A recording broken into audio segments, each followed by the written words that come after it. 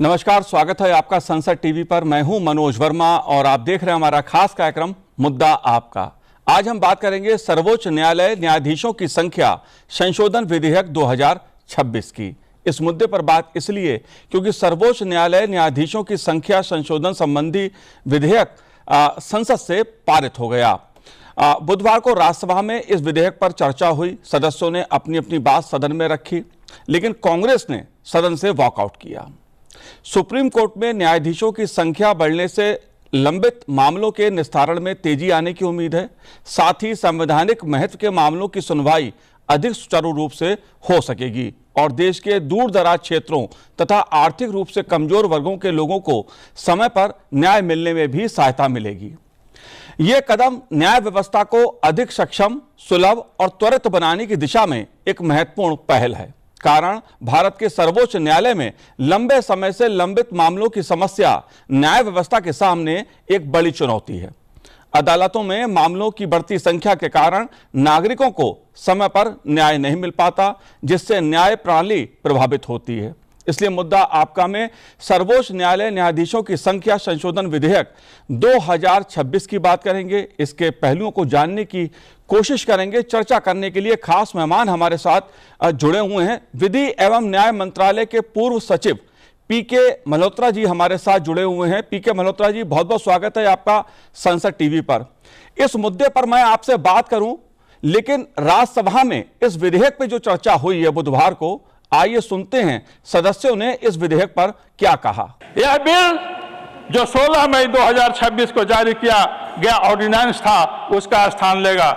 इस विधेयक के द्वारा सुप्रीम कोर्ट में जो मौजूदा जो विधेयक जजों की संख्या 33 है, उसको बढ़ा करके 37 की जा रही है और चीफ जस्टिस को मिला करके 38 किया जाएगा। यदि देश की जनसंख्या बढ़ी है, मुकदमों की संख्या बढ़ी है और संवैधानिक प्रश्न बढ़े हैं, तो न्यायाधीशों की संख्या भी बढ़नी चाहिए। तो देश की हमारी आबादी बढ़ी है और जो केसों की भी संख्या बढ़ी है, उसके अनुरूप में जजों की संख्या हर स्तर पे बढ़नी चाहिए। लेकिन जजों की नियुक्ति प्रक्रिया के लिए सर एक all India judicial service commission होना चाहिए, क्योंकि इस देश में एक चपरासी का चयन भी एग्जाम देकर होता है, लेकिन उच्च न्यायपालिका में जजों की नियुक्ति होती है वो बिना किसी एग्जाम सिस्टम के होती है और जैसा माननीय मंत्री जी किरण रिजिजू जी ने बोला कि कॉलेजियम सिस्टम से होती है। सर, मैं केवल एक ही सजेशन देकर अपना भाषण समाप्त करना चाहता हूं कि भारत में आम नागरिक के लिए जो डिस्ट्रिक्ट कोर्ट्स होते हैं, डिस्ट्रिक्ट कोर्ट ही एक प्रकार से सुप्रीम कोर्ट है। सर, हमारे डिस्ट्रिक्ट कोर्ट से लेकर सुप्रीम कोर्ट तक यदि हमारे जुडिशियल सिस्टम को एक प्रकार से हम डीकंजेस्ट करना चाहते हैं, this bill no doubt is very very important, but the government and specially state governments where a bulk of the laws are created must become a very responsible litigant. We have to draft laws very carefully so that they're not challenged. More importantly, sometimes many people in the bureaucracy, they go to appeal. We have to ensure that fewer routine appeals should be made in all state governments and the central government, because that will reduce the burden of unnecessary cases entering the system. सर्वोच्च न्यायालय की क्षमता बढ़ाना कोई प्रशासनिक औपचारिकता नहीं, बल्कि करोड़ों नागरिकों के संवैधानिक अधिकार को मजबूत करने का कदम है। सरकार ये जो विधेयक लाई है, इस विधेयक में मुख्य न्यायाधीश को छोड़कर न्यायाधीशों की अधिकतम संख्या 33 से बढ़ाकर 37 करने का प्रस्ताव है, ताकि लंबित मामलों के निस्तारण में तेजी आ सके। आज हमारी संस्कृति कहती है न्यायो धर्मस्य मूल्य, न्याय ही लोकतंत्र की आत्मा है। आज हमारी सरकार ये न्यायाधीशों की संख्या बढ़ा रही है। इसमें आज सभी लोगों ने आंकड़े दिए, हजारों मुकदमे प्रलंबित हैं। इन मुकदमों की वजह से जो परेशान होते हैं, वो किसान परेशान होता है, जिसका जमीन विवाद का मामला अटका है, वो महिला परेशान होती है जो अपने अधिकारों के लिए अदालत में चक्कर लगा रही है, वो युवा जिसकी नौकरी या भविष्य का फैसला मुकदमे में अटका है, वह गरीब परिवार जो हर तारीख पर अपनी मेहनत की कमाई खर्च करता है। न्याय में देरी केवल अदालत का बोझ नहीं बढ़ाती, बल्कि गरीब की जेब खाली करती है और लोकतंत्र में उसका विश्वास भी कमजोर करती है। यह विधेयक न्यायाधीशों की बढ़ाने की संख्या बढ़ाने का विधेयक नहीं है, यह जनता के विश्वास को बढ़ाने का विधेयक है।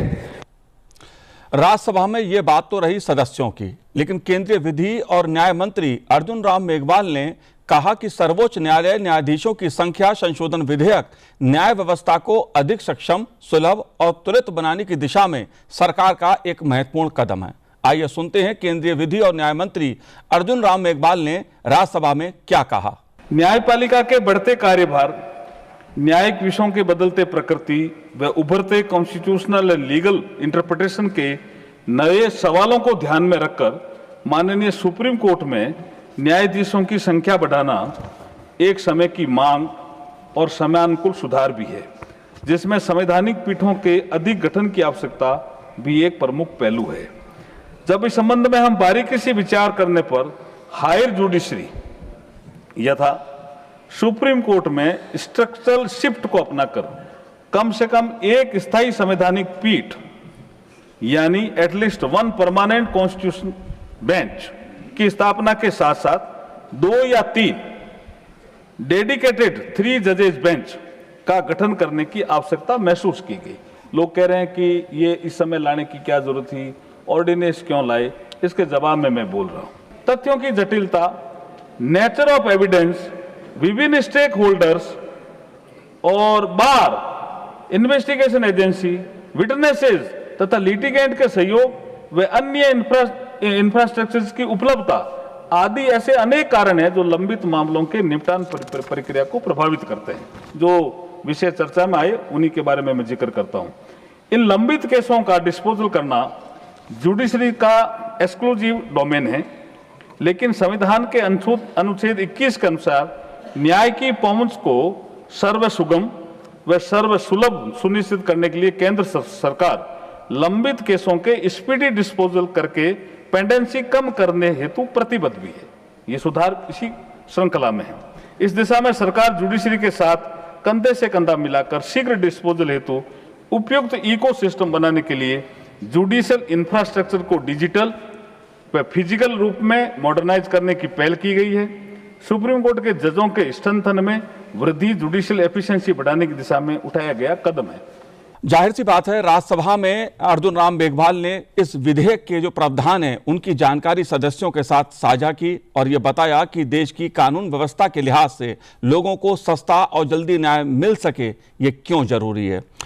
हमारे साथ पीके मल्होत्रा जी जुड़े हुए हैं। पीके मल्होत्रा जी, मैं आपसे जानना चाहता हूं, जाहिर तौर पर न्याय की दृष्टि से सरकार जो विधेयक संसद में लेके आई है, सर्वोच्च न्यायालय न्यायाधीशों की संख्या संशोधन विधेयक, इस विधेयक को आप कैसे देखते हैं? क्या कहना है आपका? यह विधेयक क्यों महत्वपूर्ण है? इस कार्यक्रम में मुझे आमंत्रित करने के लिए आपका आभार। और जो ये पार्लियामेंट द्वारा ये बिल पास किया गया है, जिसमें सुप्रीम कोर्ट के जजेस की संख्या 33 से बढ़ाकर 37 कर दी गई है, मैं इस बिल का स्वागत करता हूं। ये कोई पहली बार जजेस की संख्या सुप्रीम कोर्ट के जजेस की नहीं बढ़ाई गई है। ये एक रेगुलर कदम चलता आ रहा है। 1950 में जब हमारा संविधान बना था, उसमें जो प्रावधान था उसके हिसाब से 7 सुप्रीम कोर्ट के जजेस थे और 1 चीफ जस्टिस के प्रावधान था। लेकिन साथ ही ये भी पावर दी गई कि पार्लियामेंट समय समय पर सुप्रीम कोर्ट के जजेस की संख्या को बढ़ा सकता है। और बढ़ाने का कारण यही था कि अगर मान लीजिए आवश्यकता पड़ती है और लंबित केसेस ज्यादा होते जाते हैं, तो जल्दी न्याय दिलाने के लिए जजेस की संख्या में पार्लियामेंट जो है उनको अधिकार दिया गया कि वो जजेस की संख्या बढ़ा सकती है। इसकी संख्या 1986 में बढ़ाकर 25 कर दी गई थी, 2001 में बढ़ाकर 30 कर दी गई थी, 2019 में बढ़ाकर 33 कर दी गई थी और अब इसको 37 कर दिया गया है। इसके बावजूद भी आप देखेंगे कि मैं अभी एक स्टैटिस्टिक्स चेक कर रहा था जी कि हमारे यहाँ सुप्रीम कोर्ट में जो जून के क्लोज तक, जून के एंड तक जो पेंडिंग केसेस है उनकी संख्या 94,314 है। तो जो पेंडेंसी अगर आप देखेंगे तो सुप्रीम कोर्ट में बढ़ती ही जा रही है। अगर आप 1950 से अब तक की स्टैटिस्टिक्स देखेंगे कि जजेस की स्ट्रेंथ तो बढ़ी है लेकिन पेंडेंसी भी बढ़ती जा रही है। इस और हमारे यहाँ जो जज पॉपुलेशन रेशो, अगर हम पूरी कंट्री की बात करें और सारी जुडिशरी की बात करें, तो उसमें भी जो है संख्या का इंप्रूवमेंट होने के बावजूद भी पेंडेंसी लगातार बढ़ती जा रही है। आज हमारे देश में लगभग 5.5 करोड़ पेंडिंग पूरी अदालतों में पेंडिंग है और हमारे यहाँ जो जज पॉपुलेशन रेशो है वो 1 मिलियन लोगों के लिए करीब 22 जजेस हैं। जबकि लॉ कमीशन ने बहुत पहले इस बात की रिकमेंडेशन दी थी कि कम से कम 1 मिलियन केसेस के लिए हमारे यहाँ 50 जजेस होने चाहिए। जबकि डेवलप कंट्रीज की अगर मैं बात करूं तो वहां 100 से अधिक, 100 या उससे अधिक जजेस जो हैं वो 1 मिलियन की पॉपुलेशन के ऊपर हैं। इसकी आवश्यकता इसलिए भी है कि हमारे यहाँ कानूनों की संख्या बहुत अधिक है और जैसा कि मैंने बताया सुप्रीम कोर्ट में पेंडेंसी बढ़ रही है। ये इस चीज के बावजूद है कि जितना सुप्रीम कोर्ट में इंस्टीट्यूशन हो रहा है वो काफी अधिक है, हालांकि डिस्पोजल का रेट भी बढ़ता जा रहा है। डिस्पोजल का रेट बढ़ाने के बावजूद भी हमारे यहाँ पेंडेंसी बढ़ रही है जी। जजेस की संख्या बढ़ाने के बाद में ये जैसा मैंने कहा कि सरकार का ये कदम स्वागत योग्य है। इससे कम से कम जो हमारे कॉन्स्टिट्यूशनल बेंच के मैटर पेंडिंग है, जो 9 जजेस बेंच के सामने, 7 जजेस बेंच के सामने, 5 जजेस बेंच के सामने कॉन्स्टिट्यूशनल मैटर पेंडिंग है, उन पर जल्दी निर्णय लेने के लिए हमें जजेस अधिक उपलब्ध रहेंगे जो आज की तारीख में नहीं हो पाते हैं, क्योंकि इतनी पेंडेंसी होने के बाद वो नॉर्मल अपना जो जुडिशियल वर्क डिस्चार्ज करते हैं अपने डबल बेंच में बैठ के या 3 जजेस के बेंच में बैठ के, उनको उस कार्य में उनका पूरा समय चला जाता है। और जो इंपॉर्टेंट कॉन्स्टिट्यूशनल मैटर हैं जिसको 5 जजेस की बेंच या 7 जजेस की बेंच या 9 जजेस की बेंच ने सुनना होता है, वो उनकी सुनवाई जल्दी नहीं हो पाती है और बहुत सारे कॉन्स्टिट्यूशनल इश्यूज कोर्ट में बहुत समय तक लंबित रह जाते हैं। जी मल्होत्रा जी, उसको देखते हुए मैं समझता हूं कि ये सरकार का कदम जो है वो स्वागत योग्य है। जाहिर सी बात है कि हमारे देश में जो एक समस्या है न्याय की दृष्टि से वो है कि केस इतने अधिक हैं और जज न्यायाधीश कम। लिहाजा सरकार ने इस विधेयक के जरिए न्यायाधीशों की संख्या बढ़ाने की कोशिश की है ताकि जो जल्दी न्याय है वो हो सके, क्योंकि न्याय में देरी कहीं ना कहीं एक दुष्प्रभाव भी डालती है। उस पर भी हम चर्चा करेंगे कि किस तरह का नुकसान होता है जब न्याय में देरी होती है। लेकिन मुद्दा इस विधेयक का है। लोकसभा इसे पहले ही पारित कर चुकी है और राज्यसभा में इसे विचार के लिए प्रस्तुत किया गया और सदस्यों ने इस पर राज्यसभा में चर्चा भी की। सांसद बलभद्र माझी जी इस समय स्टूडियो में मेरे साथ मौजूद हैं। बलभद्र माझी जी, आपका बहुत बहुत स्वागत है संसद टीवी पर। जाहिर तौर पर यह जो विधेयक है, सुप्रीम कोर्ट और न्यायाधीशों से जुड़ा जो विधेयक है, संख्या बढ़ाने वाला, जाहिर तौर पे हर किसी को इस विधेयक की उम्मीद थी कि सरकार बिल लाएगी, न्यायाधीशों की संख्या बढ़ेगी ताकि जल्द से जल्द न्याय की प्रक्रिया जो होती है उसे गति मिल सके। सुधारीकरण की दृष्टि से बात की जाए, सरकार ने तमाम कदम उठाए हैं न्यायिक दृष्टि से। इस विधेयक पर आपका क्या कहना है? देखिए, सभी ने कहा है, जब राज्यसभा में भी डिबेट हो रहा था उसमें भी कई वक्ता ने कह रहे थे, बाकी जो हमारे पैनल में ये सब भी बोल रहे हैं कि justice delayed is justice denied जी। ये बहुत दिन से हम भी कहते आ रहे हैं। तो एक ज़माने तो ऐसा था, हम जब बचपन में, मतलब बचपन की बात है, गांव में हमारे माता पिता जी बोलते थे कि केस गए मतलब शेष, केस मतलब शेष जी। मतलब अगर केस लग गया तो तुम्हारा जिंदगी शेष हो गया, वहाँ कोर्ट में दौड़ते थे, ख़त्म हो जाएगा। उसी डर से गांव वाले कोर्ट थाना कचहरी भी नहीं जाते थे। पर जैसे जैसे पढ़ते लिखते जा रहे हैं और लोगों को न्याय चाहिए भी, तो जनसंख्या भी बढ़ रहा है, लिटरेसी भी बढ़ रही है, लोगों में अवेयरनेस आ रहा है, तो केसेस में कोर्ट केसेस बढ़ रहा है।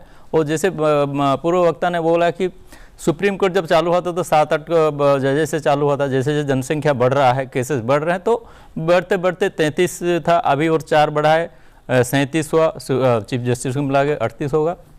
बात ये है कि अगर हम देखें, इसका पहले जितने केसेस आते थे सुप्रीम कोर्ट को, सालाना करीब 75,000 से ऊपर फ्रेश केसेस आते थे। डिस्पोजल 65,000 के आसपास होता था, मतलब 10,000 के आसपास केस नए नए बढ़ते बढ़ते जा रहे हैं। मतलब अभी जैसे जनवरी 2026 में, 1 जनवरी 2026 में 92,000 था, तो इस रेट से अगर चलता तो आप समझ ले एक साल में, आने वाला साल में 1,01,000 को पहुंच जाता।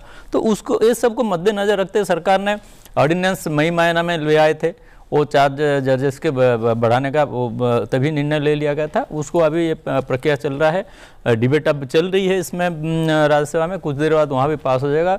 बीते दिन लोकसभा में पास हो चुका है, उसके बाद जैसे ही राष्ट्रपति का उनमें मोहर लग जाएगा तो ये अधिनियम बन जाएगा। तो सुप्रीम कोर्ट ही नहीं, सरकार ने हर स्तर पे कैसे केस डिस्पोजल हो उसको सभी तरफ से ध्यान दे रहे हैं। मैं कुछ बताना चाहूँगा। जैसे सुप्रीम कोर्ट तब आता है जब अगर डिस्ट्रिक्ट कोर्ट, लोअर कोर्ट में डिस्पोजल नहीं हो, हाई कोर्ट में डिस्पोजल नहीं हो, या वहाँ तो पर अपील में गए, तब लोग एग्री होकर सुप्रीम कोर्ट तक आते हैं। हमारे सरकार इतना संवेदनशील हैं और संवेदनशील है, प्रधानमंत्री इतना संवेदनशील है। मैं बता रहा हूँ कुछ आंकड़ा मैं बताना चाहूँगा कि लोअर कोर्ट जैसे 2014 में 15,818 जजेस थे जी, उतने हॉल्स था, उनके लिए कमरा था। आज वो बढ़ा के 20,000 कर देंगे और जजों का संख्या भी बढ़ा देंगे, 24,000 कर दिए हैं। तो ये आने वाला दिन में और भी हॉल बनेंगे। हमारे वहाँ अगर मेरे जिला का आप बात करेंगे तो 10 जिले में 10 ब्लॉक होते हैं। 10 ब्लॉक में से मुश्किल में से 2 ही ब्लॉक में कोर्ट्स थे जी। 8 ब्लॉक में तो बिल्कुल जेएमएफसी भी नहीं था। अभी प्रधानमंत्री आने के बाद बाकी 8 जिलों में जेएमएफसी बना है। मेरे ब्लॉक बहुत से पिछड़ा, मतलब दूर का जिला ब्लॉक हुआ करता है। नियरेस्ट कोर्ट जो था 50 किलोमीटर दूर था जी, उमरकोट जैसे जगह। तो ऐसे हर ब्लॉक में आज ने लोअर कोर्ट का कर दिए हैं। तो आने वाला देख में आप देखेंगे जैसे लोअर कोर्ट में अगर केस निपटारा हो जाता है और लोग ऊपर आगे जाने का ज़रूरत नहीं है। आज के अगर एवरेज पेंडेंसी का अगर बात करें तो लगभग लोअर कोर्ट में 2000 के आसपास प्रति जज होता है।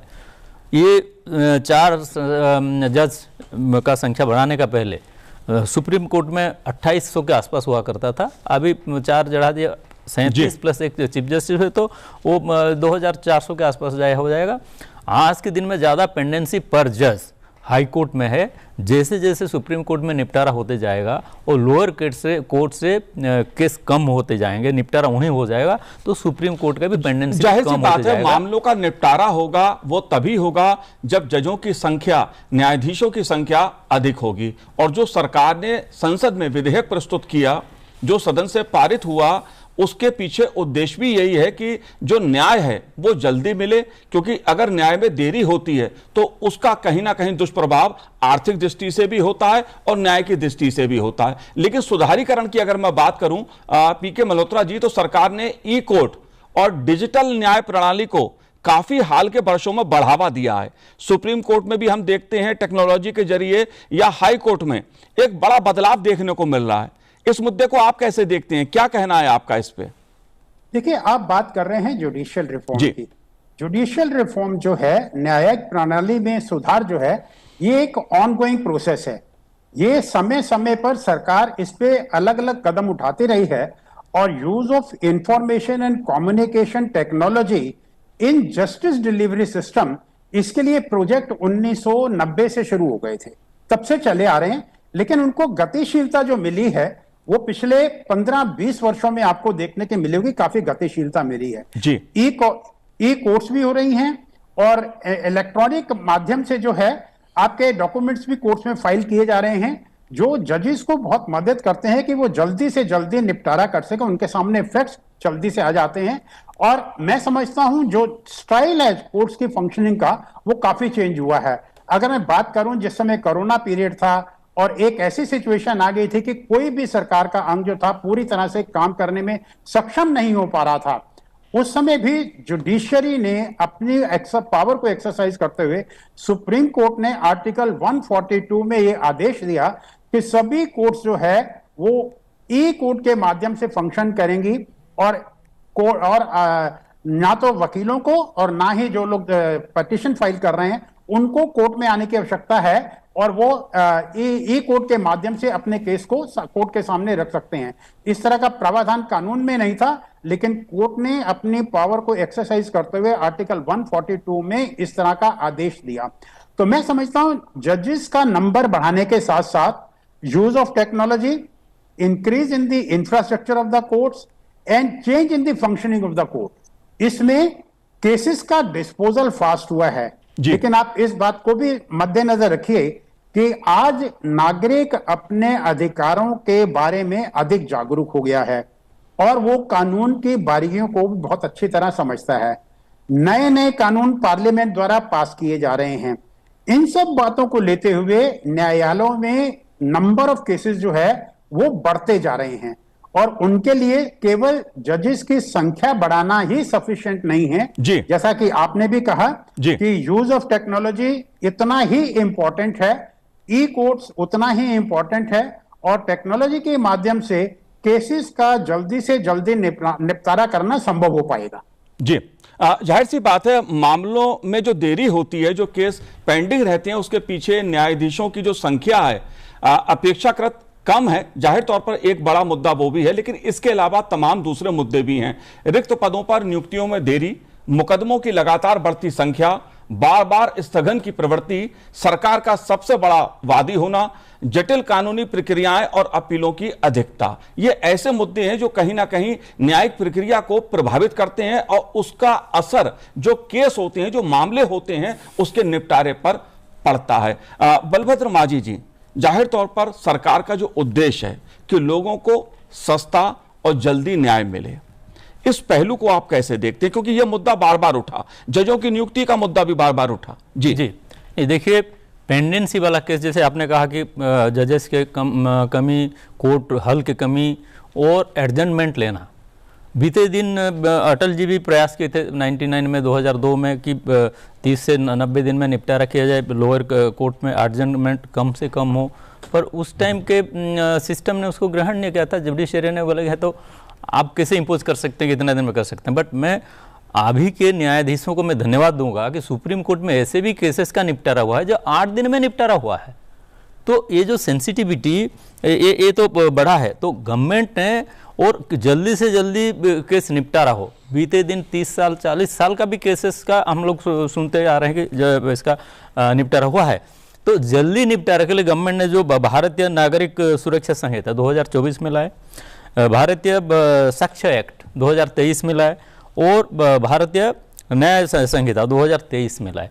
इसमें जो सुधारीकरण हुआ है, इसमें पेंडिंग केसेस, एडजमेंट और बाकी सारे चीज़ों को सब ध्यान में रखते हुए जितने इसमें सुधारीकरण हुआ है, गवर्नमेंट का उम्मीद है, हम भी उम्मीद कर रहे हैं कि केसेस सब एवरेज अभी जो 10-15 साल जो एवरेज अगर मैं बता दूं तो लोअर कोर्ट में करीब 1.5 से 6 साल तो लोअर कोर्ट में लग जाता है। हाई कोर्ट में निपटारा के लिए वैसे करीब 6 साल के आसपास लग जाता है, एवरेज में बता रहा हूँ। तो ये सभी मिला के 3 साल में लोगों को जैसे न्याय मिल जाए, उसके ये सब निश्चित करता है। उसी हिसाब से आपने जैसे कहा टेक्नोलॉजी का भी है, कोर्ट नंबर ऑफ कोर्ट्स हैं, जजेस बढ़ा रहे हैं हर तरह में। तो हर प्रकार का जितने भी गवर्नमेंट ने स्टेप लिया है टेक्नोलॉजी का, नंबर ऑफ कोर्ट बढ़ाने का, लोअर से लेकर सुप्रीम कोर्ट तक, लोअर कोर्ट से सुप्रीम कोर्ट तक नंबर ऑफ जजेस बढ़ाने का, हर दृष्टि से जैसे जैसे स्टेप लिए हैं, हम उम्मीद करते हैं कि गवर्नमेंट का प्रयास सराहनीय है। एक दिन में पूरा सुधारीकरण नहीं होगा, और भी चाहिए, और भी जजेस चाहिए। जैसे पूर्व वक्त ने बताया कि यहाँ भी अभी तक तो हम 22 जजेस 10 लाख लोगों के लिए पहुँचे हैं, और एडवांस कंट्री में 100 जजेस होते हैं 10 लाख में। तो इतना जल्दी पहुंचना हमारे लिए हो सकता संभव नहीं है। पर सरकार ने बीते दिन 2014 में हमारा कितने जजेस थे? 16 जजेस 10 लाख में थे।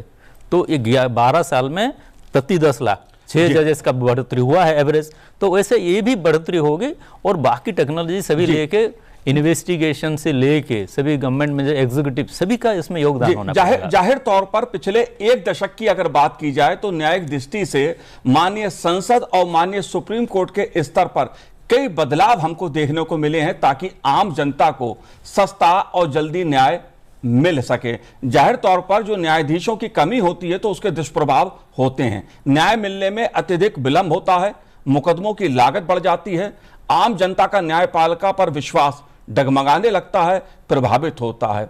आर्थिक और व्यावसायिक गतिविधियों पर नकारात्मक प्रभाव, संविधान के अनुच्छेद 21 के अंतर्गत त्वरित न्याय के अधिकार पर असर पड़ता है। ये दुष्प्रभाव हैं, लेकिन समाधान की दृष्टि से भी तमाम कदम सरकारों ने उठाए हैं। और सर्वोच्च न्यायालय में न्यायाधीशों की संख्या बढ़ाने संबंधी जो विधेयक है, वो उसी कदम की ओर एक और कदम बढ़ाना है। रिक्त पदों को शीघ्र भरना, ई कोड और डिजिटल न्याय प्रणाली को मजबूत करना, वैकल्पिक विवाद समाधान मध्यस्थता और लोक अदालतों का बढ़ावा देना, अनावश्यक सरकारी मुकदमों में कमी लाना, केस मैनेजमेंट प्रणाली और समयबद्ध सुनवाई लागू करना, ये ऐसे मुद्दे हैं जिसके जरिए समाधान के जरिए एक बदलाव लाया जा सकता है। एक आखिरी प्रतिक्रिया मेरी मल्होत्रा जी आपसे है, क्योंकि अगर समस्या है तो सरकार उसका समाधान भी निकाल रही है, संसद उस दिशा में काम भी कर रही है। आप कैसे देखते हैं इन बदलावों को और भविष्य को? देखिए, जजेस की नियुक्ति की जहां तक हम बात कर रहे थे, ये देखिए एक बहुत प्रशंसनीय कदम है जी कि सरकार ने इसकी अर्जेंसी को समझा और पहले तो कैबिनेट के डिसीजन के बाद ऑर्डिनेंस के द्वारा जजेस की संख्या बढ़ाई गई और जजेस की संख्या बढ़ाते ही तुरंत नियुक्ति की गई। मैं समझता हूं जिस तरह की तत्परता जजेस, सुप्रीम कोर्ट जजेस की अपॉइंटमेंट के लिए सरकार ने दिखाई है, वही तत्परता जो रिक्त पद पड़े हुए हैं जजेस के, उनको भरने के लिए भी हमें दिखाने की आवश्यकता है। इसके लिए केवल सरकारी नहीं, क्योंकि नियुक्ति के लिए जो हाई कोर्ट की नियुक्ति के लिए जितने प्रपोजल आते हैं वो कोलिजियम से आते हैं। कोलिजियम अपनी रिकमेंडेशन देने में बहुत समय लगा देता है। अगर वो समय से अपने समयबद्ध तरीके से ये अपनी रिकमेंडेशन सरकार को भेजे तो सरकार भी उस पर समयबद्ध तरीके से कार्य करके जजेस की नियुक्ति जल्दी कर सकती है। किसी भी समय में आप पुराना रिकॉर्ड उठा के देख लीजिए, लगभग 20 से 25% जजेस की पोस्टें लोअर जुडिशरी में और हाई कोर्ट्स में खाली रही हैं और उसका मेन कारण है जो कोलिजियम की तरफ से रिकमेंडेशन आते हैं, या तो उनकी तरफ से देरी होती है या वो रिकमेंडेशन इस तरह की आती हैं जिसके ऊपर उनको रिकंसिडरेशन के लिए दोबारा सरकार द्वारा भेजने की आवश्यकता महसूस की जाती है। लोअर जुडिशरी के लिए तो केंद्रीय सरकार का कोई रोल है ही नहीं, वो तो सरकार जो है high court, concern high court और स्टेट गवर्नमेंट जो है वो नियुक्तियां करती है।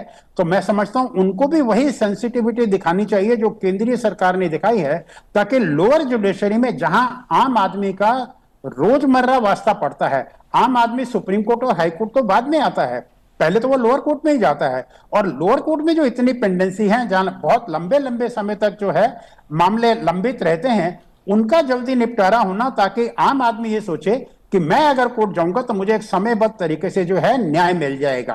तो प्रयास किए जा रहे हैं जुडिशियल रिफॉर्म्स के, ये एक ऑनगोइंग प्रोसेस है। ई कोर्ट्स के माध्यम से हम इसमें काफी प्रोग्रेस कर रहे हैं, टेक्नोलॉजी यूज कर रहे हैं, ऑनलाइन डॉक्यूमेंट फाइल होते हैं। लेकिन एक जो अभी मैं कहना चाहूंगा, एक जो है जो एडवोकेट है हमारे, उनको भी उतनी ही तत्परता दिखानी चाहिए जितनी सरकार दिखा रही है।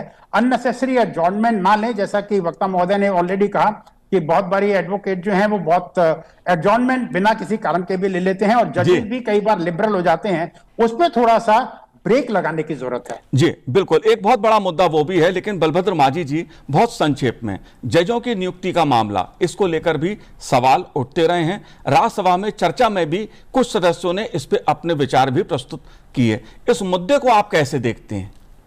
देखिए, इसमें गवर्नमेंट तो बीते दिन और भी बहुत सारे कदम उठाए थे और नेशनल जुडिशियल अपॉइंटमेंट का अधिनियम भी बना है।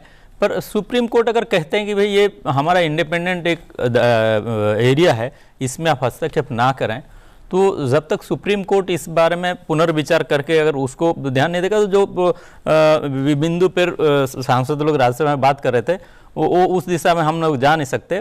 कॉलेजियल सिस्टम आज है, सुप्रीम कोर्ट का अपना स्वाधिकार वो मानते हैं, तो अगर पुनर्विचार करेंगे, व्यक्तिगत मेरा है, मेरा पार्टी का नहीं है, मेरा अनुरोध है, उसको करते हैं, हो सकता है और कुछ बेटर हो, पर आज के दिन में गवर्नमेंट से जो हो सकता है वो तो कर रहे हैं। जी, जाहिर सी बात है, जजों की नियुक्ति का जो मामला है वो दरअसल उसको लेकर भी कई सवाल उठते रहे हैं। लेकिन आज जो मुद्दा है, जो संसद से एक बड़ा मुद्दा निकला है न्यायिक दृष्टि से, जिसे बहुत महत्वपूर्ण माना जा रहा है, वो सर्वोच्च न्यायालय न्यायाधीशों की संख्या संशोधन विधेयक 2026 है, जो लोकसभा से पारित हुआ और राज्यसभा में विचार के लिए पेश किया गया। दरअसल न्यायाधीश की संख्या संशोधन विधेयक का उद्देश्य सर्वोच्च न्यायालय में न्यायाधीशों की स्वीकृत संख्या बढ़ाकर लंबित मामलों के शीघ्र निपटारे में सहायता करना, न्यायाधीशों पर कार्यभार कम करना तथा नागरिकों को समय पर न्याय उपलब्ध कराना है।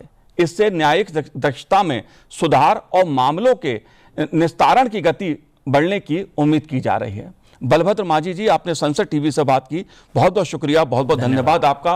पीके मल्होत्रा जी, आपका भी बहुत बहुत धन्यवाद संसद टीवी से बात करने के लिए। तो आज इस कार्यक्रम में इतना ही, मुझे दीजिए आज्ञा, नमस्कार।